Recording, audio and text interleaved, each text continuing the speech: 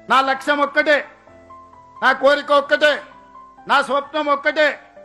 ఈ తెలంగాణ ప్రాంతంలో ఉన్న పేదోళ్ల బిడ్డలు, దళితులు కావచ్చు, గిరిజనులు కావచ్చు, ఆదివాసులు కావచ్చు, బలహీన వర్గాలు కావచ్చు, మైనారిటీల బిడ్డలు కావచ్చు, ధైర్యంగా గుండె మీద చేసుకొని యంగ్ ఇండియా ఇంటిగ్రేటెడ్ స్కూల్లో నేను చదువుకున్నా, నేను డాక్టర్నైనా, నేను లాయర్నైనా, నేను ఇంజనీర్నైనా, నేను సైంటిస్ట్నైనా, నేను ఐఏఎస్ ఐపీఎస్ ఐఎఫ్ఎస్ నైనా, నేను ఎమ్మెల్యే అయినా ఎంపీ అయినా తెలంగాణ రాష్ట్రానికి ముఖ్యమంత్రిని అవుతా అని ధైర్యంగా చెప్పగలిగిన పరిస్థితులు ఆ పేద కుటుంబాలకు రావాలి.